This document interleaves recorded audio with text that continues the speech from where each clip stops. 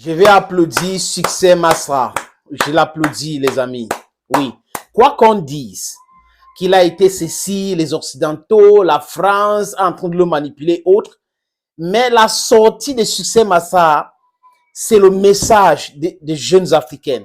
C'est le message que la France doit entendre. C'est le message que Macron et son gouvernement doivent écouter. Il est temps de démanteler tous les bases militaires françaises d'Afrique, à démanteler la base militaire française au Tchad, au Gabon, en Côte d'Ivoire, avec cette histoire qu'ils sont en train de vouloir créer que les corps de quoi combattre les djihadistes, ni du n'importe quoi, au Sénégal, à Djibouti. La France doit aller chez elle avec ses hommes. L'armée française a sa place en France et nulle part ailleurs. Personne n'a nommé la France comme le gendarme de l'Afrique. Personne comme la police de l'Afrique. Il a dit personne. Et les Français ne peuvent pas se comporter comme s'ils n'ont pas de place pour leurs militaires chez eux-mêmes, les amis. Aujourd'hui, Succès Masra a dit quelque chose que même la journaliste qu'il a interviewée sur France 24 ne s'attendait pas, les amis. Personne ne s'attendait à cette réponse-là. Voilà, c'est la jeune génération. Cette révolution africaine-là est réelle, est palpable. On la vit et nous ne voulons plus rester les esclaves des gens. Que 68 millions de personnes prennent les autres en otage, prennent les terres des autres en otage, spolient, imposent des leaders. Et la France endème, comme on dit trivialement, les amis, au Tchad, avec l'imposition du fils Déby comme président de la République.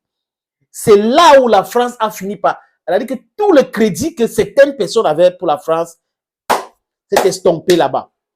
En Côte d'Ivoire, c'est une catastrophe. Ils ont essayé au Sénégal, ça n'a pas marché. Au Gabon, ce qu'on est en train de voir au Gabon, je dis encore que j'observe. En Guinée-Conakry, le discours a évolué. C'est ce que nous le disons ici tout le temps. Tous les enfants d'Afrique ont leur place en Afrique. Ceux qui sont en train de jouer un rôle néfaste, nauséabond même, pour l'émancipation de l'Afrique, on doit les condamner avec toute l'énergie possible. Mais seulement, s'ils changent, nous devrons les reprendre parce que c'est nos frères. On ne doit pas les jeter. On dit qu'on ne jette pas l'enfant avec l'eau le bébé avec l'eau de bain. On ne jette pas l'enfant avec l'eau de bain. On prend l'enfant, on jette l'eau de bain. Donc, c'est de ça qu'il est question, les amis. Je vais vous faire suivre cet entretien. Ça n'a pas trop duré. Quelques minutes seulement, ou quelques secondes seulement, sur France 24, Succès Masra a répondu de façon magistrale, de façon africaine. C'est cette révolution, cet esprit africain-là qui anime tout le monde, qui anime tous les leaders africains, qui anime tous les dirigeants africains, qui anime même les dirigeants dirigés.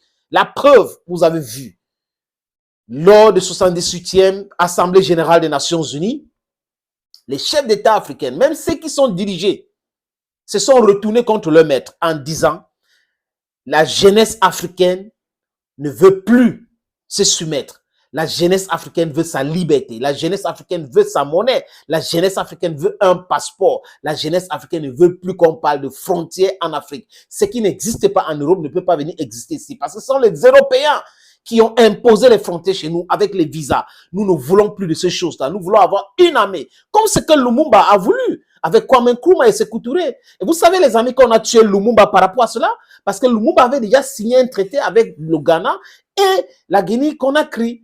Oui, cette confédération-là, en disant que d'autres pays vont venir là-dedans. Et ils sont venus se précipiter pour créer ce qu'on appelait Organization of African Unity, qui est une institution, une organisation inféodée, contrôlée par l'Occident. Et les amis, ceux-là même qui sont fonctionnaires à l'Union africaine doivent faire tout pour chasser les conseillers européens qui sont là. Partez chez vous, on vous voit, les amis, on vous voit. Laissez-nous tranquilles. L'Afrique a le droit de signer le partenariat avec qui elle veut. Ce n'est pas à la France de nous dicter, à la France de nous dire si vous ne devez pas faire tel. Non, non, non, non et non. Cette France-là doit écouter ce message. Les amis, concernant les forces françaises qui vont quitter le Niger, la journaliste pose la question à Succès Masra. Et le Tchadien, l'opposant tchadien, on peut dire ce qu'on veut, les amis, mais je m'en tiens à ces faits-là. Est-ce que l'armée française ne va pas quitter le Niger pour aller au Tchad. Et il a répondu, vous ne pouvez pas... Regardez que... Qu'est-ce qu'il dit concrètement? Vous ne pouvez pas prétendre qu'il n'y a pas l'espace en France. En quelque sorte, vous allez le écouter. Ils ne peuvent pas, ou elles ne peuvent pas devenir un sans domicile fixe, l'armée française. On les a chassés au Mali. Ils sont allés au Burkina Faso. On les a chassés là-bas. Ils sont allés au Niger. Et on les chasse au Niger, ils vont aller au Tchad. Prochaine destination, c'est qu'on va les chasser du Tchad. Ils vont aller où?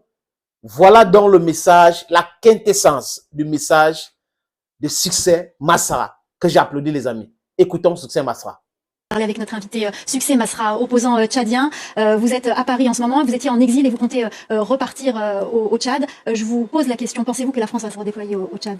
La France ne devrait pas devenir un sans domicile fixe en déménageant d'un pays à un autre. Je crois que le véritable domicile des forces françaises, c'est ici à Paris. Et un peu d'histoire. Le général de Gaulle qui a fait appel à mes ancêtres, aux tirailleurs tchadiens et sénégalais, pour aider à libérer la France, après quelques années, a demandé aux Américains de quitter Paris. Ça n'a pas empêché aux Français et aux Américains de demeurer des alliés, mais en bâtissant sur des bases nouvelles. Il faudrait que la France entende cela.